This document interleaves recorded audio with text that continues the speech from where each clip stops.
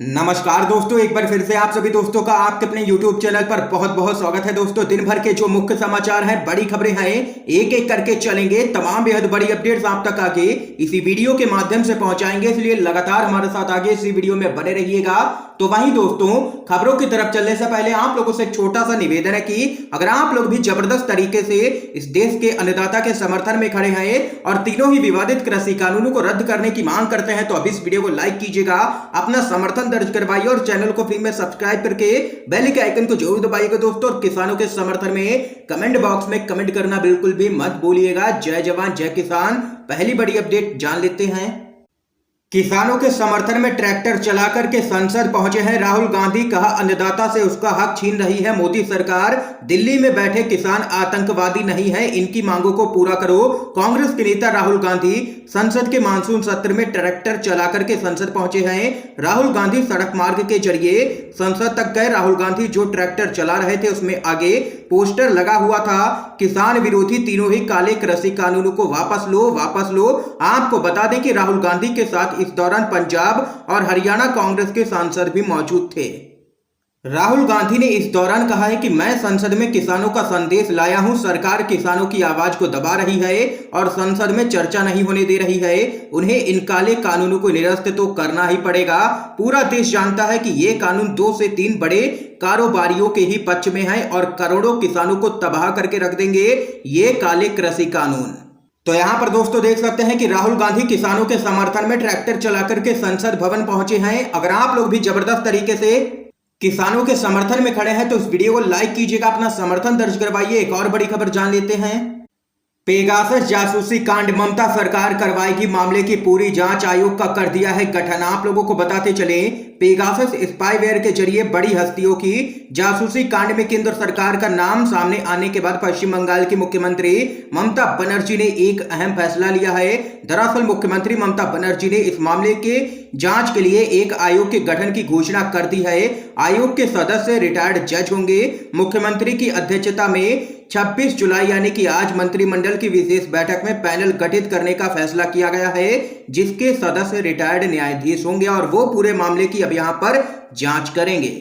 और वहीं इस पूरे मामले पर आप लोगों को बताते चले, मुख्यमंत्री ममता बनर्जी का बयान भी सामने निकल के आया है। सीएम ममता बनर्जी ने कहा है कि हमें लगा था कि फोन हैक किए जाने की जांच के लिए केंद्र कोई जांच आयोग गठित करेगा या अदालत की निगरानी में जांच का आदेश दिया जाएगा, लेकिन सरकार कुछ भी नहीं कर रही है, हाथ पे हाथ धरे बैठी है। इसलिए हमने इस मामले की पड़ताल के लिए जांच आयोग गठित करने का फैसला किया है। यहां पर एक और बड़ी खबर आ रही है सामने। कर्नाटक बीजेपी के अंदर हलचल बढ़ चुकी है। कर्नाटक के मुख्यमंत्री बीएस येदियुरप्पा का इस्तीफा सरकार के 2 साल पूरे होने पर छोड़ दिया है पद। आप लोगों को बताते चलें, कर्नाटक के मुख्यमंत्री बीएस येदियुरप्पा ने पद से इस्तीफा दे दिया है। येदियुरप्पा ने आज राजभवन में राज्यपाल थावरचंद गहलोत से मिलकर के उनको अपना इस्तीफा सौंपा है। राज्यपाल ने उनका इस्तीफा स्वीकार भी कर लिया है। राज्यपाल ने नए मुख्यमंत्री के शपथ लेने तक येदियुरप्पा को केयर टेकर सीएम बने रहने को यहां पर कहा है। और वहीं येदियुरप्पा के इस्तीफा देने के बाद कर्नाटक का नया मुख्यमंत्री कौन होगा, इस पर अब सभी की निगाहें लगी हुई हैं। तो वहीं दोस्तों एक और बड़ी खबर आप लोगों को बताते चलें। एलएसी विवाद पर राहुल गांधी का बड़ा बयान। कहा, चीन से कैसे निपटा जाए इसकी सरकार को समझ नहीं है। कांग्रेस के पूर्व अध्यक्ष राहुल गांधी ने एक बार फिर से चीन को लेकर के केंद्र सरकार पर हमला बोला है। राहुल गांधी ने आरोप लगाते हुए कहा है कि केंद्र की मोदी सरकार को समझ नहीं आ रहा है कि चीन से आखिर कैसे निपटा जाए। राहुल गांधी ने एक मीडिया रिपोर्ट को साझा करते हुए यह बात कही है। इसके साथ ही उन्होंने मोदी सरकार को आगाह करते हुए कहा है कि आज चीन की हरकतों को नजरअंदाज करने से भविष्य में बड़ी मुश्किलें पैदा होंगी। राहुल गांधी ने एलएसी विवाद पर एक मीडिया रिपोर्ट के हवाले से यह दावा किया है कि पूर्वी लद्दाख के डेम चौक इलाके में भारतीय सीमा के हिस्से में चीन की ओर से अपने टेंट लगाए गए हैं। इसके साथ ही बताया गया है कि जब चीनी सैनिकों से वहां से लौटने के लिए कहा गया तो फिर भी सैनिकों की मौजूदगी वहां पर बनी हुई है। इसी पूरे मामले पर राहुल गांधी हमलावर हो चुके हैं मोदी सरकार पर। एक और बड़ी खबर आप लोगों को दोस्तों बताते चलें।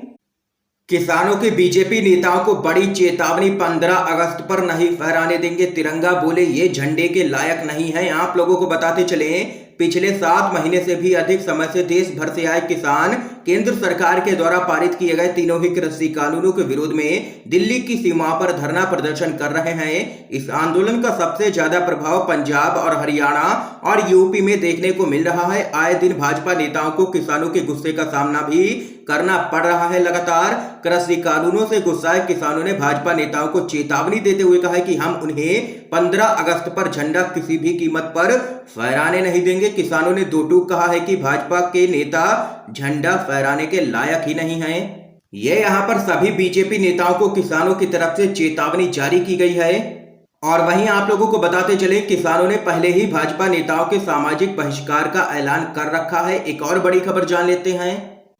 हरियाणा सरकार ने किया है मोदी सरकार के झूठ का पर्दाफाश। किसान आंदोलन में मरने वालों का बताया है रिकॉर्ड। आप लोगों को बताते चलें, मोदी सरकार का झूठ एक बार फिर पकड़ा गया है। दरअसल मानसून सत्र में केंद्र की सरकार ने संसद में कहा है कि किसान आंदोलन में मरने वालों का उसके पास कोई भी रिकॉर्ड मौजूद नहीं है। और वहीं हरियाणा की ही बीजेपी सरकार ने विधानसभा में इस बात को माना है कि किसान आंदोलन के दौरान 68 किसानों की मौत हुई है। मरने वाले किसानों में 21 हरियाणा के बताए गए हैं और 47 को पंजाब का निवासी बताया गया है। इसके साथ ही ऑक्सीजन की कमी से एक भी कोरोना पीड़ित की मौत न होने का संसद में बयान देने के पीछे किसी भी राज्य की ओर से इस तरह का आंकड़ा दर्ज न करने का केंद्र का तर्क यहां पर ध्वस्त हो गया है। तो यहाँ पर दोस्तों देख सकते हैं कि एक बार फिर से मोदी सरकार का झूठ पकड़ा गया है और वो भी संसद के अंदर। प्रधानमंत्री मोदी की सरकार ने झूठ बोला और हरियाणा की ही बीजेपी सरकार ने उसका पर्दाफाश किया है। एक और बड़ी खबर आप लोगों को बताते चलें। 350 करोड़ खर्च करके 300 लोगों की जासूसी की गई है। पेगासस को इतने पैसे किसने दिए, जांच हो। संजय राउत का बयान। बीते दिनों से ही इजरायली स्पाईवेयर पेगासस के जरिए भारत के पत्रकारों, नेताओं और अधिकारियों के फोन टैप करवाए जाने का मामला चर्चा का विषय बना हुआ है। इस मामले में मोदी सरकार विपक्षी दलों के सवालों के घेरे में आ चुके हैं। संसद में मानसून सत्र के दौरान भी इस मुद्दे पर मोदी सरकार से सवाल किए जा रहे हैं। शिवसेना के नेता और राज्यसभा सांसद संजय राउत ने इस बारे में मीडिया से बातचीत के दौरान कई बड़े सवाल उठाए हैं। उन्होंने कहा है कि इस तरह की जासूसी अगर हमारे देश में की जा रही है तो इसका कारण ढूंढना ही पड़ेगा।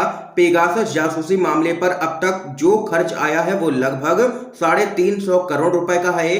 300 लोगों की जासूसी करवाने के लिए खर्च किए गए यहाँ 350 करोड़ किसके अकाउंट से गए हैं, इसका फाइनेंशियल कंट्रोलर कौन है जिसने पेगासस को भुगतान किया है। और वहीं इसके अलावा एक सवाल के जवाब में शिवसेना के नेता संजय राउत ने कहा है कि अगर पेगासस के जरिए राज्यों की सरकारें गिराने की साजिश रची गई है तो लोकशाही पर ताला लगाना पड़ेगा। ये यहाँ पर संजय राउत भड़के हैं मोदी सरकार पर। एक और बड़ी खबर आ रही है सामने। प्रियंका गांधी का केंद्र पर निशाना। कहा सरकार के पास शहीद किसानों का आंकड़ा नहीं है, कृषि कानून तुरंत रद्द हो। आप लोगों को बताते चलें, पिछले साल से 3 कृषि कानूनों के खिलाफ दिल्ली की सीमाओं पर आंदोलन के दौरान जान गंवाने वाले किसानों का रिकॉर्ड नहीं होने के केंद्र के बयान के बाद कांग्रेस की नेत्री प्रियंका गांधी ने मोदी सरकार पर हमला बोला है। उन्होंने आरोप लगाया है कि सरकार लगातार किसानों का खुला अपमान कर रही है और कहा है कि कानूनों को निरस्त करना चाहिए। प्रियंका गांधी ने ट्वीट किया, बीजेपी के नेतृत्व वाली केंद्र सरकार ने संसद में कहा है कि ना तो उसने काले कृषि कानूनों पर किसानों की मंशा जानने की कोई कोशिश की है और ना ही उसके पास शहीद किसानों का कोई आंकड़ा मौजूद है। अपने खरबपति मित्रों का चश्मा लगा करके आंखों का पानी मार चुकी यह सरकार बस किसानों का अपमान किए जा रही है। प्रियंका गांधी ने काले कृषि कानून वापस लो हैशटैग का भी इस्तेमाल करते हुए यह टिप्पणी की है। एक और बड़ी खबर जान लेते हैं। यूपी विधानसभा चुनाव, मायावती के बाद अखिलेश यादव की भी ब्राह्मण वोट बैंक पर है नजर। समाजवादी पार्टी भी करेगी सम्मेलन। आप लोगों को बताते चलें, उत्तर प्रदेश में अगले साल की शुरुआत में होने वाले विधानसभा चुनाव की विभिन्न पार्टियों ने तैयारियां अभी से ही शुरू कर दी हैं। बहुजन समाज पार्टी यानी कि बीएसपी के बाद अब समाजवादी पार्टी ने भी ब्राह्मण वोट बैंक पर नजर जमा ली है। पार्टी जल्द ही ब्राह्मण सम्मेलन करने जा रही है। इसके चलते समाजवादी पार्टी के अध्यक्ष अखिलेश यादव ने पार्टी के 5 ब्राह्मण नेताओं से मुलाकात की है इस सिलसिले में। तो वहीं दोस्तों इस बीच एक और बड़ी खबर आ रही है सामने। अखिलेश यादव ने की है ज्वाइंट पार्लियामेंट्री कमेटी बनाने की मांग, कहा हकीकत जानना जरूरी है। पेगासस के मामले पर जोरदार हमला, आप लोगों को बताते चले। पेगासस जासूसी मामले पर समाजवादी पार्टी के अध्यक्ष अखिलेश यादव ने जेपीसी की मांग की है। अखिलेश यादव ने कहा है कि समाजवादी पार्टी जासूसी के सख्त खिलाफ है। उन्होंने कहा है कि यह जानना जरूरी है कि भाजपा को लोगों का भारी समर्थन हासिल है, उसके बाद भी जासूसी कराने की भाजपा को क्यों आखिर जरूरत पड़ी है। ये यहां पर जासूसी कांड पर घेरा है। अखिलेश यादव ने केंद्र की मोदी सरकार को और जेपीसी जांच की मांग की है। दोस्तों, आज की तमाम बेहद बड़ी खबरें थी जो हमने आप लोगों तक पहुंचाई है यू एंड वीडीवी के माध्यम से। अगर आप लोगों को ये वीडियो पसंद आया हो तो लाइक कीजिएगा, शेयर कीजिएगा वीडियो को ज्यादा से ज्यादा, ताकि आप सभी के दोस्त भी इन खबरों को जान सकें। आप सभी का दोस्तों बहुत बहुत धन्यवाद।